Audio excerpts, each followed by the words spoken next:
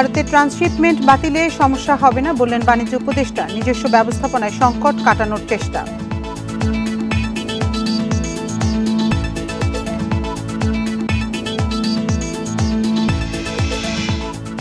ঢাকায় বিনিয়োগ সম্মেলন শেষ, আজ মিলেছে দেশি বিদেশি বিনিয়োগের প্রতিশ্রুতি, খুলছে নতুন কর্মসংস্থানেরও পথ।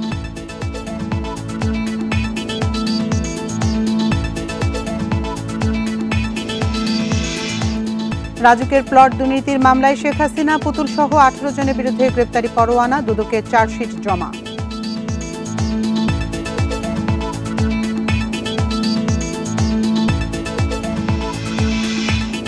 এসএসসি পরীক্ষা দিচ্ছে 19 লাখ শিক্ষার্থী, প্রশ্ন ফাঁসের গুজবে কান না দেওয়ার আহ্বান উপদেষ্টার, 2 মাসেই ফল প্রকাশ।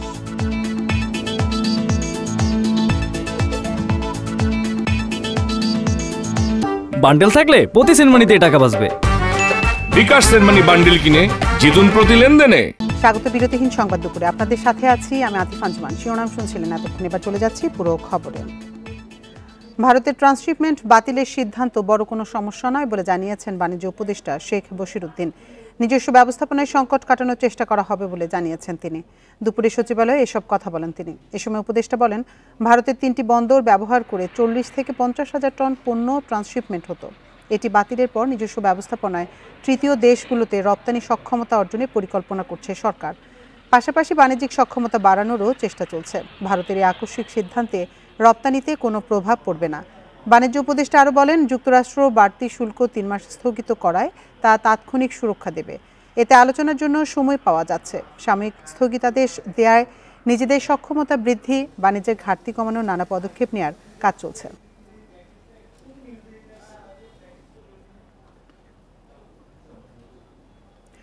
ট্রান্সশিপমেন্ট সুবিধা বাতিলের পর 4 ট্রাক রপ্তানি পণ্য ফেরত পাঠিয়েছে ভারত। বুধবার সন্ধ্যায় বেনাপোল স্থলবন্দর দিয়ে যাওয়া পণ্যবাহী ট্রাক ভারতের স্থলবন্দরের গেট থেকেই ফেরত পাঠানো হয়।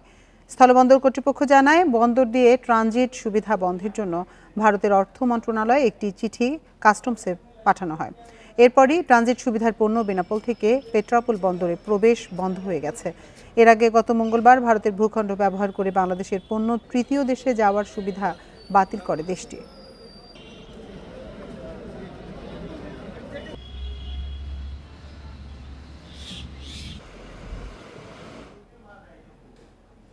ঢাকায় 4 দিনের আন্তর্জাতিক বিনিয়োগ সম্মেলন শেষ হচ্ছে আজ। সমাপনী দিনের সকাল থেকে অ্যাপারেল ও টেক্সটাইল এবং ডিজিটাল ইকোনমি নিয়ে আলাদা সেমিনার চলছে, যেখানে উপস্থিত আছেন দেশি বিদেশি উদ্যোক্তা ও বিশেষজ্ঞরা। বিনিয়োগ সম্মেলনের মাধ্যমে দেশি বিদেশি উদ্যোক্তাদের কাছ থেকে বিনিয়োগ প্রতিশ্রুতি পাওয়া গেছে। দেশের বেসরকারি খাতের উদ্যোক্তাদের সাথে বিনিয়োগ চুক্তিও করেছে বিদেশি অনেক প্রতিষ্ঠান। এছাড়া এই বিনিয়োগ সম্মেলনে নতুন কর্মসংস্থানের পথ খুলেছে বলে জানিয়েছে বাংলাদেশ বিনিয়োগ উন্নয়ন কর্তৃপক্ষ বিটা। এছাড়া ব্যবসা সম্প্রসারণ ও নতুন বিনিয়োগের আগ্রহ দেখিয়েছে 3টি আন্তর্জাতিক প্রতিষ্ঠান। এর মধ্যে চীনের হান্ডা পোশাক খাতে $150 মিলিয়ন মার্কিন বিনিয়োগের প্রতিশ্রুতি দিয়েছে। বিকেল 3:30টায় আনুষ্ঠানিক সংবাদ সম্মেলনে বিস্তারিত তুলে ধরবে বিটা।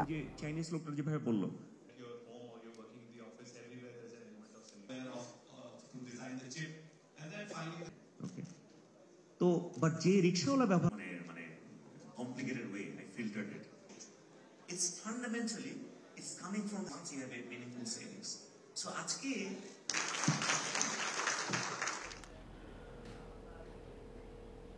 এ নিয়ে আলোচনাতে হোটেল ইন্টারকন্টিনেন্টাল থেকে আমাদের সাথে যোগ দিচ্ছেন সহকর্মী ইকরামুল কবির। ইকরাম, বিনিয়োগ সম্মেলনের শেষ দিনে আজ কি কি কর্মসূচি রয়েছে আমাদের জানাবেন বিস্তারিত।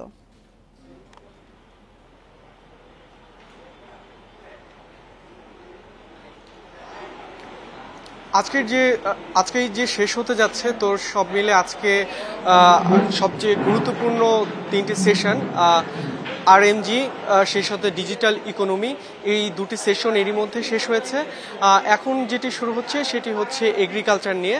তো সব মিলে আজকে যে 3টি সেশন রয়েছে, 3টি আসলে আমাদের দেশের অর্থনীতির জন্য খুবই গুরুত্বপূর্ণ। কিছুক্ষণ আগে আমরা ছিলাম যে ডিজিটাল ইকোনমির যে সেশনটিতে, তো সেখানে আমরা দেখেছি যে বাংলাদেশের সম্ভাবনাময় যে সকল খাত রয়েছে আইসিটির, সেই বিষয়গুলো নিয়ে আলোচনা করা হয়েছে। এর মধ্যে সেমিকন্ডাক্টর ইন্ডাস্ট্রির উপর বিশেষ গুরুত্ব আরোপ করা হয়েছে। আমরা দেখেছি এই সেমিকন্ডাক্টর ইন্ডাস্ট্রি নিয়ে একটি প্রতিষ্ঠানই আসলে বাংলাদেশে কাজ করেছে। তো তারা বলছেন যে এটি আসলে কিভাবে বাংলাদেশে আরও আরও বেশি করে এই ইন্ডাস্ট্রিটাকে সমৃদ্ধ করা যায় সেটি নিয়ে কথা হয়েছে। সেই সঙ্গে আমরা দেখেছি যে মোবাইল ব্যাংকিং, তারপর আইটি রিলেটেড যে সকল বিষয় রয়েছে সেই জায়গাগুলোতে যারা বিদেশি বিনিয়োগকারী রয়েছেন তাদেরকে কিভাবে আকৃষ্ট করা যায় সেই বিষয়গুলো তুলে ধরা হয়েছে। বাংলাদেশের যে সকল কর সুবিধা রয়েছে, যে সকল নীতি আসলে বিদেশি বিনিয়োগ বান্ধব, সেই দিকগুলো কিন্তু আজকে বিদেশি বিনিয়োগকারীদের উদ্দেশ্যে বাংলাদেশের যারা উদ্যোক্তা তারা তুলে ধরেছেন এবং অনেকেই কিন্তু এই জায়গাগুলোতে বেশ অনেকটাই কনভিন্স হয়েছেন তারা বাংলাদেশ এবং যে সকল জায়গাগুলোয় আরও বেশি গুরুত্ব দেওয়া প্রয়োজন, যে সকল জায়গাগুলো বিদেশি বিনিয়োগের বাধা, সেই বিষয়গুলো উদ্যোক্তারা তুলে ধরেছেন যে সরকার কিভাবে এই নীতিগুলোতে কিছুটা পরিবর্তন আনতে পারে এবং বৈদেশিক বিনিয়োগ বান্ধব একটি পরিবেশ কিভাবে তৈরি করা যায় সে বিষয়গুলো নিয়ে আলোচনা হয়েছে। এবং এবারের যে বিনিয়োগ সম্মেলন সেটি কিন্তু অন্যান্য বারের তুলনায় অনেকটাই আলাদা, কারণ যেহেতু এবার একটি নতুন সরকার এসেছে এতদিন পর এবং বিশেষ করে এবার ডক্টর মোহাম্মদ ইউনূসকে কেন্দ্র করে কিন্তু বিনিয়োগের প্রতি বা বাংলাদেশি বিনিয়োগের প্রতি যে বিদেশি বিনিয়োগকারী রয়েছেন তাদের যে আকর্ষণ সেটি কিন্তু মানে চমকপ্রদ বলা চলে। সেই সঙ্গে বিডার যে চেয়ারম্যান আশিক চৌধুরী তিনিও কিন্তু বিদেশি বিনিয়োগকারীদেরকে আকৃষ্ট করার জন্য ভূয়সী ভূমিকা রাখছেন, এমনটা কিন্তু সারা দেশব্যাপী কিন্তু আলোচিত হচ্ছে তার যে ভূমিকা। তো সব মিলে কিন্তু এবারের যে বিনিয়োগ সম্মেলন সেখান থেকে একটি বড় অঙ্কের বিনিয়োগ বাংলাদেশে হবে বলে কিন্তু যারা বিশ্লেষক তারা মনে করছেন এবং যারা সংশ্লিষ্ট রয়েছেন তারাও বলছেন যে তারা আসলে বিদেশি বিনিয়োগকারীদেরকে আকৃষ্ট করতে অনেকটাই সমর্থ হয়েছেন। হোটেল ইন্টারকন্টিনেন্টাল থেকে সবশেষ তথ্য জানাচ্ছিলেন সহকর্মী ইকরামুল কবির। এবার এ নিয়ে আলোচনা করতে রাজধানী ইস্কাটন থেকে আমাদের সঙ্গে যোগ দিচ্ছেন অর্থনীতিবিদ ডক্টর মাহফুজ কবির। ডক্টর মাহফুজ কবির, আপনাকে স্বাগত জানাচ্ছি আমাদের ইন্ডিপেন্ডেন্ট সংবাদে। আপনার কাছে শুরুতে যেটি জানতে চাই যে ঢাকায় আন্তর্জাতিক বিনিয়োগ সম্মেলন থেকে বাংলাদেশের প্রাপ্তিটা আসলে কি এবং দেশের বাণিজ্য ও অর্থনীতিকে এগিয়ে নিতে এই সম্মেলন আসলে কি ধরনের ভূমিকা রাখবে বলে আপনি মনে করছেন? আমি মনে করি যে এই সময় আসলে এরকম একটা বিনিয়োগ সম্মেলন হওয়াটা বাংলাদেশের অর্থনীতির জন্য গুরুত্বপূর্ণ। আসলে দেশে একটা বিনিয়োগ খরা চলছে, মানে দেশি এবং বিদেশি বিনিয়োগ দুটো জায়গাতে কিন্তু কেমন যেন একটা হতাশাজনক পরিস্থিতি সৃষ্টি হচ্ছে। এর মধ্যে এই যে বিনিয়োগ সম্মেলন হলো, তো সেখানে 50টারও বেশি দেশ থেকে আসলে বিনিয়োগকারীরা এসেছেন। পৃথিবীর শীর্ষ অনেক উৎপাদনকারী মাল্টি ন্যাশনালস তারা কিন্তু এসছে, তাদের প্রতিনিধিরা এসছেন এবং এখানে কিন্তু একটা বড় রকমের যে গ্যাদারিং হলো, তো সেটার মধ্যে অনেক তরুণ উদ্যোক্তাও কিন্তু আছেন এবং বাংলাদেশ থেকে কিন্তু তরুণ উদ্যোক্তারা বিভিন্ন রকমের সাইডলাইন মিটিংয়ে তারা পার্টিসিপেট করেছেন, মেইন মিটিংয়ে ছিলেন এবং তারা কিন্তু কন্টিনিউয়াসলি জানতে যাচ্ছেন যে কি সুযোগ সুবিধা রয়েছে তাদের জন্য। তো এই যে পার্টিসিপেশনের দিক থেকে, আগ্রহের দিক থেকে একটা বড় জায়গা তৈরি হয়েছে, এটা একটা। আর দ্বিতীয় হচ্ছে যে গভর্নমেন্টের যে কমিটমেন্টগুলো সেগুলো কিন্তু এখন আসছে, যে গভর্নমেন্ট যে আসলে কমিটেড, সেখানে বিডা, তারপরে স্পেশাল ইকোনমিক জোন অথরিটি তারাও কিন্তু খুব ইন্টারেস্টেড এবং হোস্ট করতে। তো এই বিষয়টা খুব গুরুত্বপূর্ণ এবং এইটাকে কেন্দ্র করে কিন্তু দেখা যাচ্ছে যে এই বিশেষ অর্থনৈতিক অঞ্চলগুলোতে প্রাণ চাঞ্চল্য ফিরে আসছে। আর বিনিয়োগের যে কমিটমেন্টগুলো সেগুলো অতটা এই মুহূর্তে বেশি না দেখালেও আমি মনে করি যে ইতিমধ্যে কিছু সম্ভাবনা তৈরি হয়েছে। যেমন যে চীন থেকে কিন্তু প্রায় 100টা কোম্পানি, সেখানকার তাদের যে প্রতিনিধি তারা কিন্তু ইতিমধ্যে এই জায়গাটাতে তারা আগ্রহ ব্যক্ত করেছেন। আমি মনে করি যে 100 নয়, আগামী দিনগুলোতে অন্তত 1000 বিনিয়োগকারী চীন থেকে বাংলাদেশে আসবেন, যেহেতু চীনের সঙ্গে মার্কিন যুক্তরাষ্ট্রের যেটা বাণিজ্য বিরোধ হয়েছে। আর একটা আমি বলবো যে খুব ইম্পর্টেন্ট, সেটা হলো যে এই নিউ ডেভেলপমেন্ট ব্যাংক তারা কিন্তু আগ্রহ দেখিয়েছে এবং ভবিষ্যতে $1 বিলিয়ন বিনিয়োগ করবে এবং একই সঙ্গে যে মাননীয় প্রধান উপদেষ্টা তা এবং এই যে বিডার চেয়ারম্যান তারা কিন্তু এই প্রতি মাসের 10 তারিখে তারা চাইনিজ এবং যে কোরিয়ান ইনভেস্টর তাদের সাথে কথা বলবেন, তাদের কথা শুনবেন যে তারা কি চায়, কি কি সমস্যা বোধ করছেন। এবং এইটাকে কেন্দ্র করে আরেকটা ঘটনা ঘটেছে, সেটা হচ্ছে আন্তর্জাতিক প্রতিষ্ঠানগুলো কিন্তু বাংলাদেশের বিনিয়োগ পরিস্থিতি নিয়ে তাদের বিশ্লেষণটা দেখাচ্ছে। তো এগুলোই সবচেয়ে ইতিবাচক, যে যেহেতু বিদেশি কোম্পানিগুলো আছে আমাদের সাথে এবং একই সঙ্গে যে ইউরোপিয়ান ইউনিয়ন, বিশ্ব ব্যাংক, তারপর যুক্তরাজ্য সরকার তারা কিন্তু সহযোগিতা করছে এটাতে। তা আমি মনে করি যে এই একটা অভূতপূর্ব সুযোগ তৈরি হয়েছে যে বাংলাদেশে যাতে বিদেশি বিনিয়োগ, দেশি বিনিয়োগ আরো আকর্ষিত হয়। তো এই কারণেই আমি মনে করি যে বিনিয়োগ সম্মেলনটা অত্যন্ত গুরুত্বপূর্ণ। আমি নিজে অংশগ্রহণ করেছি সেখানে এবং আমি দেখেছি মানুষের যে উৎসাহ উদ্দীপনা। তা আমি মনে করি যে এটা একটা মোমেন্টাম তৈরি করেছে, যেটাকে সামনে এগিয়ে নিতে হবে। জি ডক্টর কবির, আরেকটি গুরুত্বপূর্ণ বিষয় যেটি হচ্ছে বাংলাদেশের জন্য ট্রান্সশিপমেন্ট সুবিধা বাতিল করেছে ভারত সরকার এবং উপদেষ্টা বলেছেন যে বড় কোনো সমস্যা হবে না এতে। প্রকৃতপক্ষে পণ্য রপ্তানিতে কোনো প্রভাব পড়বে বলে আপনি মনে করেন কিনা? হ্যাঁ, কিছুটা বিঘ্ন তৈরি হয়েছে ইতিমধ্যেই, কিন্তু যারা রপ্তানিকারক তারা কিছুটা শঙ্কা প্রকাশ করেছেন যে তাদের খরচ বেড়ে যাবে এখন, এবং একই সঙ্গে যে সময়টা বেশি লাগবে। যেটা হতো যে তৃতীয় দেশ মানে কিন্তু শুধুমাত্র নেপাল ভুটান নয় বা মিয়ানমার নয়, এদের মধ্যে কিন্তু স্থল যে যে পরিবহন সেটার মাধ্যমে করছিলাম আমরা। কিন্তু একই সঙ্গে কিন্তু এই যে যে বন্দরগুলো আছে, মানে যে ড্রাই পোর্ট এবং এয়ারপোর্ট দুটোই কিন্তু ব্যবহার করছি আমরা। এই যে ভারতের বিভিন্ন বন্দরগুলো, বিশেষ করে যে যেমন দিল্লি পোর্ট হচ্ছে কলকাতা থেকে আমরা করছি। তো এখন ওই জায়গাগুলো কিন্তু দেখা যাবে যে আমরা এখন আর ব্যবহার করতে পারবো না, এই যেহেতু ট্রান্সশিপমেন্ট সুবিধা বাতিল হয়েছে। তো যার ফলে আমাদের নিজস্ব উদ্যোগে এখন এই ব্যবস্থাগুলো করে নিতে হবে। তার কারণ তাদের উপরে লোডটা নাকি বেশি পড়ছে বলে তারা বলছেন। হয়তো এর পিছনে কোনো জিও পলিটিক্যাল গেম থাকতে পারে, কিন্তু সেটা তো আমরা জানি না।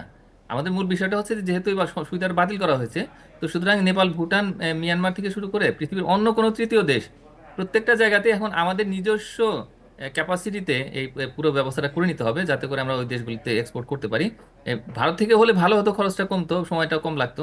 তো কিন্তু এখন যেহেতু তারা বাতিল করে দিয়েছে, তো সুতরাং সাময়িকভাবে আমাদের আসলে নিজস্ব উদ্যোগে নিতে হবে, ব্যবস্থা করতে হবে, কিন্তু এর পাশাপাশি ভারতের সাথে আলাপ আলোচনা চালিয়ে যেতে হবে যে জি আসলে ডক্টর তারা কবির, কেন আরেকটি বিষয় জানতে চাই যে বাংলাদেশি পণ্যে আরোপ করা বাড়তি শুল্ক 3 মাসের জন্য যুক্তরাষ্ট্র স্থগিত করেছে, এই বিষয়টিকে আপনি কিভাবে দেখছেন?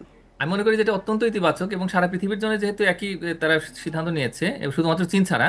তো সুতরাং এখন কিন্তু একটা লেভেল প্লেইং ফিল্ড তৈরি হচ্ছে। আগে যখন আমরা ভয় করছিলাম যে বাংলাদেশে 37%, ভারতে 26%, তো যার ফলে বাংলাদেশ থেকে অর্ডার চলে যাবে, ভারতের বিনিয়োগ ভারতে চলে যাবে, কিন্তু এখন সেই ভয়টা নেই।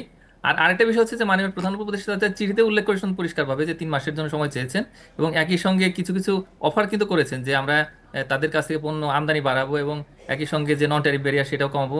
তো এই সব মিলিয়ে একটা ইতিবাচক পরিবেশ তৈরি হচ্ছে। এখন আমাদের আসলে প্রস্তুতি নিতে হবে যে তাদেরকে আমরা যে কমিটমেন্টগুলো করেছি, তো সেইগুলো আসলে কিভাবে রিয়েলাইজ করতে পারি, যে হয়তো ট্যারিফ কমানো এবং একই সঙ্গে নন ট্যারিফ ব্যারিয়ার এগুলো অ্যাড্রেস করা। আমি মনে করি যে একটা ইতিবাচক পরিস্থিতি তৈরি হয়েছে, এখন আমাদের আলাপ আলোচনা এগিয়ে নিতে হবে, যাতে করে মার্কিন যুক্তরাষ্ট্র থেকে বাংলাদেশে বিনিয়োগ বাড়াতে পারি, তাদের ওখান থেকে ইনভেস্টমেন্ট নিয়ে আসতে পারি, এবং তাদের দেশে যাতে আমরা বিনিয়োগ করতে পারি এবং রপ্তানি বাড়াতে পারি। জি ডক্টর মাহফুজ কবির, আপনাকে অসংখ্য ধন্যবাদ আমাদের সাথে যোগ দেওয়ার জন্য। আমাদের সাথে কথা বলছিলেন অর্থনীতিবিদ ডক্টর মাহফুজ কবির। এদিকে মহাকাশে উন্মুক্ত হচ্ছে বাংলাদেশের নতুন সম্ভাবনা। 54তম দেশ হিসেবে নাসার সঙ্গে মঙ্গলবার চুক্তি সই করে বাংলাদেশ। এর ফলে মহাকাশ থেকে প্রাকৃতিক সম্পদ সুরক্ষা, প্রযুক্তি ও জলবায়ু পরিবর্তন বিষয়ক গবেষণার তথ্য উপাত্ত পাবে বাংলাদেশ। বাংলাদেশ বিনিয়োগ সম্মেলনে নাসার আর্টেমিস অ্যাকর্ডসে যুক্ত হয় বাংলাদেশ। এর মধ্য দিয়ে তাদের ওয়েবসাইটে ভেসে ওঠে লাল সবুজের পতাকা। নাসা বলছে বাংলাদেশের সঙ্গে এই চুক্তির ফলে মহাকাশ গবেষণা পাবে নতুন মাত্রা। আর দেশের মহাকাশ গবেষণা ও দূর অনুধাবন প্রতিষ্ঠান স্পার্সও বলছে এর মধ্য দিয়ে মিলবে নাসার বিশাল তথ্য ভাণ্ডারে প্রবেশের সুযোগ।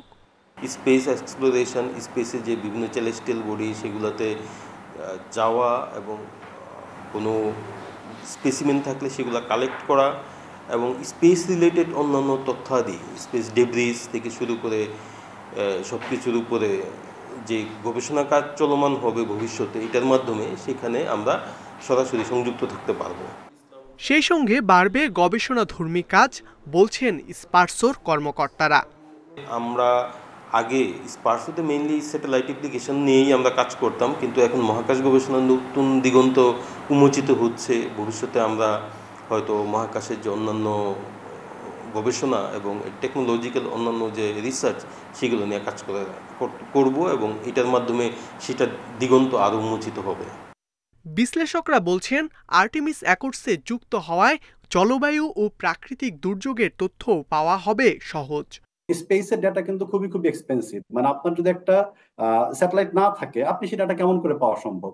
সো এটা আমরা পেতে যাচ্ছি, এবং এই পাওয়ার দ্বারটা আমাদের উন্মুক্ত হচ্ছে। ফাইন্যান্সিয়ালি কতটুকু বেনিফিট হবে সেটা আমি জানি না, বাট এই ডাটা এগুলির মূল্যায়ন করা খুবই ডিফিকাল্ট, যেগুলো ভ্যালু কত। ওকে, সো আমরা যে আবহাওয়া বলেন বা জিএনএসএস বলেন বা নেভিগেশন বলেন, সব জায়গায় আমাদের স্পেস থেকে ডাটা লাগবে। তবে এর পূর্ণ ফল পেতে আরও 15 থেকে 20 বছর সময় লাগবে বলে জানান বিডার চেয়ারম্যান। এই অ্যাকর্ডটা সাইন করার ইফেক্ট আমাদের বুঝতে হয়তো 15 থেকে 20 বছর সময় লাগবে। আজ থেকে 20 বছর পরে হয়তো আমরা যে মুন এক্সপ্লোরেশনের কথা বলি, আমাদের স্পেস এক্সপ্লোরেশনের কথা বলি, সেখানে বাংলাদেশিরাও স্পেস এক্সপ্লোরেশনে যাবে। সো আমাদের হয়তো একজন অ্যাস্ট্রোনট থাকবে। প্রাথমিকভাবে 7 দেশ সই করার মধ্য দিয়ে আর্টেমিস অ্যাকর্ডসের যাত্রা শুরু হয় 2020 সালে। ইকরামুল কবির, ইন্ডিপেন্ডেন্ট নিউজ, ঢাকা। যুক্তরাষ্ট্রে পণ্য রপ্তানিতে পাল্টা শুল্ক 90 দিনের জন্য স্থগিত করায় দেশটির প্রেসিডেন্ট ডোনাল্ড ট্রাম্পকে ধন্যবাদ জানিয়েছেন প্রধান উপদেষ্টা অধ্যাপক মোহাম্মদ ইউনূস। রাত 12টার দিকে প্রধান উপদেষ্টার ফেসবুক পেজে এ তথ্য জানানো হয়। এতে অধ্যাপক মোহাম্মদ ইউনূস বলেন, 90 দিনের শুল্ক স্থগিত করার অনুরোধে ইতিবাচক সাড়া দেওয়ায় প্রেসিডেন্টকে ধন্যবাদ। বাণিজ্য এজেন্ডার সমর্থনে মার্কিন প্রশাসনের সঙ্গে কাজ অব্যাহত রাখা হবে। এর আগে যুক্তরাষ্ট্র বিভিন্ন দেশের উপর যে পাল্টা শুল্ক আরোপ করেছিল, বুধবার রাতে তা 3 মাসের জন্য স্থগিতের ঘোষণা দেন যুক্তরাষ্ট্রের প্রেসিডেন্ট ডোনাল্ড ট্রাম্প।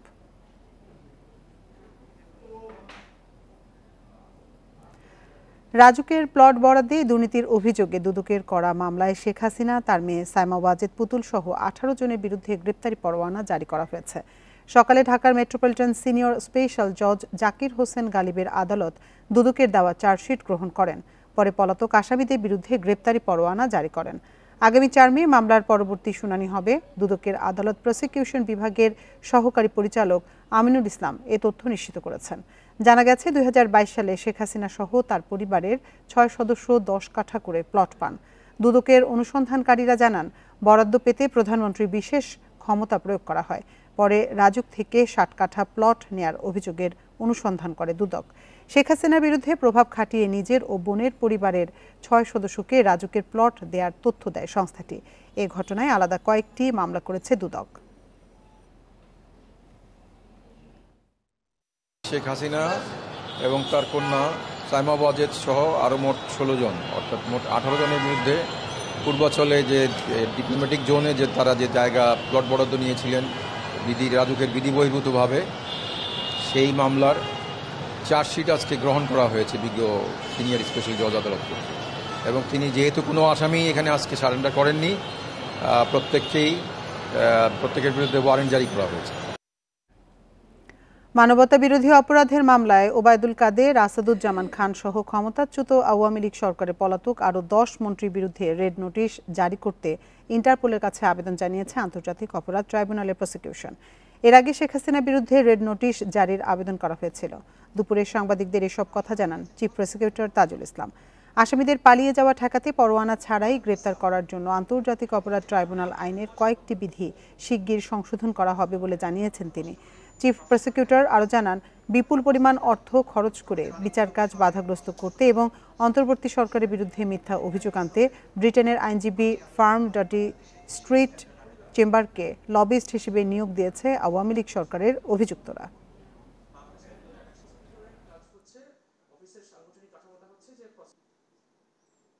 ইন্টারপোলের মাধ্যমে রেড নোটিশ জারি করার জন্য পাঠিয়েছি। তারা হলো mister Obaidul Quader, mister Asaduzzaman Khan Kamal, mister AKM Mozammel Haque, Mohammad Hasan Mahmud, Jahangir Kabir Nanak, Sheikh Fazle Noor Taposh, Mohibul Hasan Chowdhury Naufel, Nasrul Hamid Bipu, Mohammad Ali Arafat এবং তারিক আহমেদ সিদ্দিকী। বিচারক অসুস্থ থাকায় আবারও পিছিয়েছে বিডিআরের বিস্ফোরক মামলার জামিন আদেশ। সকালে ঢাকার বিশেষ ট্রাইব্যুনাল 2 এর বিচারক মোহাম্মদ ইব্রাহিম মিয়ার আদালতে এ আদেশ ঘোষণার কথা ছিল। এর আগে গত 17 মার্চ জামিনের আদেশ ও সাক্ষ্য গ্রহণের জন্য আজকের দিন ধার্য করেন আদালত। সেদিন ঢাকার বিশেষ জজ আদালত 2 এর chief public prosecutor Mohammad Borhan Uddin জানান, 239 জনের মধ্যে 150-র বেশি আসামির জামিনে 2 বার করে আবেদন জমা পড়েছে। এছাড়া মৃত্যুদণ্ড ও যাবজ্জীবন সাজাপ্রাপ্ত আসামিদের জামিন চাওয়ায় মামলার নথিপত্র যাচাই বাছাই করতে বেগ পেতে হচ্ছে আদালতের। পিলখানায় হত্যাকাণ্ডের মামলায় 834 জন আসামির মধ্যে গত 19 জানুয়ারি জামিন পান 178 জন। পরে 23 জানুয়ারি ঢাকার কেরানীগঞ্জ ও কাশিমপুর কারাগার থেকে মুক্তি পান তারা।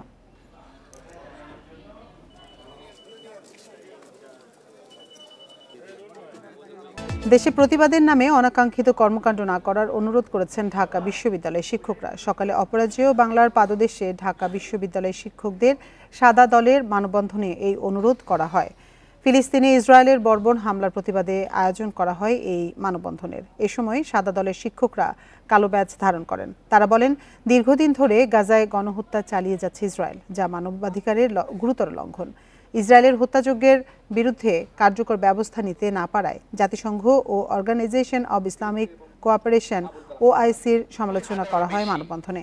গণহত্যা ও বর্বর হামলা রোধে বিশ্বের সব দেশকে ঐক্যবদ্ধ হওয়ার আহ্বান জানানো হয়। পাশাপাশি বিশ্বের ক্ষমতাধর দেশগুলোর রাষ্ট্রপ্রধান ও নেতাদের জোরালো ভূমিকা রাখার তাগিদ দেয়া হয় মানববন্ধনে।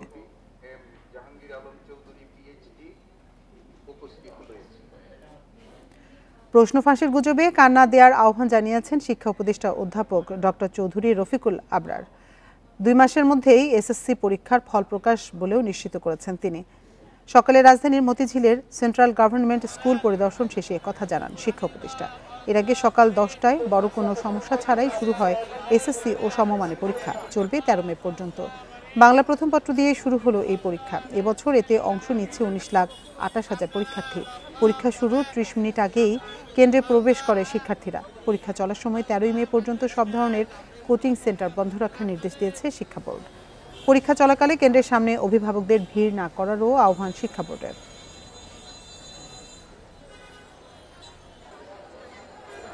যদি জেনুইন সমস্যা থাকে অবশ্যই আপনাদের দায়িত্ব সেগুলো সংশ্লিষ্ট কর্তৃপক্ষের কাছে নিয়ে আসা, যাতে তারা যাচাই বাছাই করতে পারেন। কিন্তু আপনি একটা জিনিস পেলেন, সেটা সামাজিক মাধ্যমে ছড়িয়ে দিলেন, এবং সেটার দায়িত্ব অবশ্যই আপনাকে নিতে হবে, এবং এর মাধ্যমে কিন্তু অনেক ক্ষতি হয়ে যায়। বাংলা প্রথম পত্র পরীক্ষার মধ্য দিয়ে সারা দেশে আজ থেকে শুরু হয়েছে এসএসসি ও সমমানের পরীক্ষা। পরীক্ষার পরিবেশ নির্বিঘ্ন রাখতে সতর্ক দেখা গেছে প্রশাসনকে। প্রতিটি কেন্দ্রে পুলিশ মোতায়েনের পাশাপাশি কেন্দ্র পরিদর্শন করেছেন নির্বাহী ম্যাজিস্ট্রেটরা। আগে থেকে নির্দেশনা ছিল কেন্দ্রে পৌঁছাতে হবে পরীক্ষা শুরুর 30 মিনিট আগে। প্রথম পরীক্ষায় বেশিরভাগ শিক্ষার্থী তাই 9:30টার মধ্যেই পৌঁছেছেন কেন্দ্রে। কেন্দ্র সংশ্লিষ্টদের সহায়তা খুঁজে নিয়েছে নিজ নিজ আসন, সহযোগিতা করেছে পুলিশও। চট্টগ্রাম শিক্ষা বোর্ডের অধীনে 1,40,000 পরীক্ষার্থী অংশ নিচ্ছে এবারের এসএসসিতে। আমরা যাতে করে সুষ্ঠুভাবে সুন্দরভাবে কোনো প্রকার ত্রুটিপূর্ণ না হয় সেই জন্য আমরা সার্বিক ব্যবস্থা গ্রহণ করেছি। কুমিল্লা বোর্ডে গতবারের চেয়ে এবার পরীক্ষার্থী বেড়েছে 13,000। নকলমুক্ত পরিবেশে পরীক্ষা নেওয়ার বিষয়ে সচেষ্ট থাকার কথা জানিয়েছে প্রশাসন। নকলের বিষয়টিও আমরা খুব কঠোরভাবে দেখছি। আমাদের এই জেলায় এরকম প্রবণতা নেই বলে আমরা জানি, এবং যেহেতু নেই আমরা এই ধারাবাহিকতা ধরে রাখতে পারবো বলে আমরা মনে করছি। রাজশাহী শিক্ষা বোর্ডের অধীনে 8 জেলার 269টি কেন্দ্রে পরীক্ষা অনুষ্ঠিত হচ্ছে। দিনাজপুর শিক্ষা বোর্ডের অধীনে অংশ নিচ্ছেন 1,82,410 পরীক্ষার্থী। গত কয়েকদিন ধরে আমরা নিরলস পরিশ্রম করে যাচ্ছি পরীক্ষার সার্বিক সুষ্ঠুভাবে সম্পন্ন করার জন্য। প্রশাসন, পুলিশ এবং সমস্ত যারা এখানে জড়িত, আমরা সবার সাথে যোগাযোগ করেছি, সবার সাথে যোগাযোগ আমাদের আছে। নানা কারণে পাঠদানে ব্যাঘাত ঘটলেও সময় বাড়ানোর প্রস্তুতির পর্যাপ্ত সুযোগ পাওয়া গেছে বলছেন বরিশাল বোর্ডের শিক্ষার্থীরা। ফার্স্ট টাইম এটা দিতে এসেছি, তো নার্ভাস একটু, অ্যান্ড প্রিপারেশন নিচ্ছি যেহেতু এটার উপর কনফিডেন্স আছে। আমি পারবো, একটা কনফিডেন্স আছে, সেটা ইনশাল্লাহ বাদ বাকিতে দেখা যাবে পরীক্ষার হলে। গতবার যে ঢালাওভাবে জিপিএ 5 পেয়েছে, এবার মেধার মূল্যায়ন সঠিকভাবে হবে আমরা এটা আশা করি। খুলনায় এসএসসি ও সমমানের পরীক্ষায় প্রতিটি কেন্দ্রে পুলিশের পাশাপাশি দেখা গেছে নির্বাহী ম্যাজিস্ট্রেটদের। এদিকে জামালপুরে এসএসসি পরীক্ষার সময় কেন্দ্রের পাশে ফটোকপির দোকান খোলা রাখায় আটক করা হয়েছে 2 জনকে। রেশমি নন্দী, ইন্ডিপেন্ডেন্ট নিউজ। 5 আগস্টের পর বিভিন্ন থানা থেকে লুট হওয়া অস্ত্র প্রত্যাশা অনুযায়ী উদ্ধার করা যায়নি বলে জানিয়েছেন স্বরাষ্ট্র উপদেষ্টা জাহাঙ্গীর আলম চৌধুরী। দুপুরে সিলেটের এয়ারপোর্ট থানা পরিদর্শন শেষে সাংবাদিকদের প্রশ্নের জবাবে তিনি একথা বলেন। স্বরাষ্ট্র উপদেষ্টা বলেন, ছাত্র জনতার গণ অভ্যুত্থানে রাজনৈতিক পট পরিবর্তনের পর দেশের বিভিন্ন থানা ও ফাঁড়ি থেকে লুট হওয়া অনেক অস্ত্র এখনও উদ্ধার করা সম্ভব হয়নি, তবে অস্ত্র উদ্ধারে অভিযান চলছে। উপদেষ্টা আরও বলেন, ইসরায়েল বিরোধী বিক্ষোভ মিছিল থেকে সিলেট সহ দেশের বিভিন্ন জায়গায় যারা লুটপাট করেছে তাদেরকে ছাড় দেয়া হবে না। সম্প্রতি দেশের বিভিন্ন জায়গায় পুলিশের কাছ থেকে আসামি ছিনিয়ে নেওয়া প্রসঙ্গে উপদেষ্টা আরও বলেন, যারা আসামি ছিনতাই করে নিয়ে যাচ্ছে তাদেরকে আইনের আওতায় আনা হবে। যতটা এক্সপেকটেশন ছিল আমরা অত উদ্ধার এখনো কমপ্লিট হয় নাই, আমরা চেষ্টা করে যাচ্ছি উদ্ধার করতে। আসামি ছিনতাই করে নিয়ে যাচ্ছে এগুলির ক্ষেত্রে আপনারা বলবেন, এবং যারা ছিনতাই করে নিচ্ছে তাদের কিন্তু আমরা আইনের আওতায় নিয়ে আসছি। এগুলি ক্ষেত্রে আপনারা সত্যি ঘটনা যেটা সাথে সাথে জানাবেন, আমরা ব্যবস্থা নেব। বিএনপি ক্ষমতায় থাকুক বা না থাকুক দেশ ও মানুষের কল্যাণে সবসময় কাজ করবে বলে মন্তব্য করেছেন দলটির স্থায়ী কমিটির সদস্য সালাউদ্দিন আহমেদ। দুপুরে গুলশানে বিএনপি চেয়ারপারসনের কার্যালয়ে এই মন্তব্য করেন তিনি। এর আগে মানিকগঞ্জের উদ্ভাবক জুলহাসকে তার তৈরি করা হেলিকপ্টারের দ্বিতীয় দফায় সংস্কার কাজের জন্য বিএনপির ভারপ্রাপ্ত চেয়ারম্যান তারেক রহমানের পক্ষ থেকে অনুদান দেওয়া হয়। এ সময় বিএনপি সারা দেশে ছড়িয়ে ছিটিয়ে থাকা মেধাবীদের খুঁজে বের করে তাদের পাশে দাঁড়াবে বলেও জানান সালাউদ্দিন আহমেদ। পাশাপাশি বিত্তবানদেরও এসব মেধাবীদের পাশে দাঁড়ানোর আহ্বান জানান তিনি। লাইব্রেরি স্থাপনের মাধ্যমে তরুণদের মেধা বিকাশ করার কথাও বলেন বিএনপির নেতা।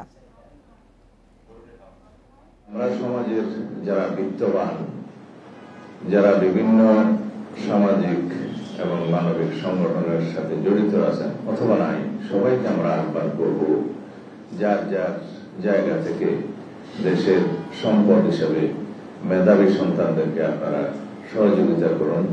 তাদের নানা আয়োজনে খাগড়াছড়িতে শুরু হয়েছে মারমাদের 6 দিনের সাংগ্রাই উৎসব। পুরনো বছর বিদায় দিয়ে নতুন বছর বরণের এই আয়োজন মারমা জাতিগোষ্ঠীর প্রধান সামাজিক উৎসব। আয়োজকরা বলছেন, অন্তর্ভুক্তিমূলক দেশ গড়তে এমন উৎসব সহায়ক ভূমিকা রাখবে। মারমা সম্প্রদায়ের প্রধান সামাজিক উৎসব মহাসাংগ্রাই উপলক্ষে এমন বর্ণিল আয়োজন খাগড়াছড়ি জেলা সদরের পানখাইয়া পাড়ায়। উদ্বোধনী অনুষ্ঠানে যোগ দেন নানা বয়সী নারী পুরুষ। শুরুতে ঐতিহ্যবাহী নৃত্য ও গান পরিবেশন করেন মারমা শিল্পীরা। পরে উদ্বোধন করা হয় মারমাদের ঐতিহ্যবাহী দ খেলা, আলারি খেলা। আমরা আজকে অনেক মজা করবো। আগামী 14 তারিখে আমাদের মারমা ঐতিহ্যবাহী সাংগ্রাই পানি খেলা। আমাদের মারমা সম্প্রদায়ে এটা অনেক বড় উৎসব বলা হয়। নিজেদের ঐতিহ্য, ভাষাচর্চা ও সুরক্ষার পাশাপাশি আগামী প্রজন্মের কাছে সুন্দর ও সমৃদ্ধ সংস্কৃতি উপহার দিতে প্রতি বছরই এমন আয়োজন করছে মারমা উন্নয়ন সংসদ। এগুলো অবলুপ্তির পথে, বিলুপ্তির পথে দিকে যাচ্ছে। সেই কারণে সংস্কৃতি এবং ক্রীড়াকে সমুন্নত করার জন্য, এটাকে ধরে রাখার জন্য এই প্রয়াস। পাহাড়ে বর্ষবরণের এমন আয়োজন অন্তর্ভুক্তিমূলক দেশ গড়তে সহায়ক ভূমিকা রাখবে বললেন জেলা প্রশাসক। আমরা মনে করি যে আমাদের এখানে যে বিভিন্ন জাতিগোষ্ঠী রয়েছে তাদের মধ্যে যে মেলবন্ধনের তৈরি হচ্ছে, সেটি আমাদেরকে আগামীর সুন্দর বাংলাদেশ গড়ার ক্ষেত্রে একটি বৈষম্যহীন, সুখী, সমৃদ্ধ বাংলাদেশ এবং অন্তর্ভুক্তিমূলক বাংলাদেশ গঠনের ক্ষেত্রে একটি বড় ভূমিকা পালন করবে। 6 দিনের উৎসবে সাংগ্রাই শোভাযাত্রা, খেলাধুলা সহ নানা আয়োজন থাকছে। 14 এপ্রিল উৎসবের মূল আকর্ষণ মৈত্রী পানি বর্ষণ। Independent news. আর এই ছিল বিরতিহীন সংবাদ দুপুরের আজকের আয়োজনে। ইন্ডিপেন্ডেন্ট টেলিভিশনের সব খবরে বিস্তারিত জানতে চোখ রাখুন ফেসবুক, ইউটিউব এবং এক্সে। এতক্ষণ সাথে থাকার জন্য ধন্যবাদ সবাইকে।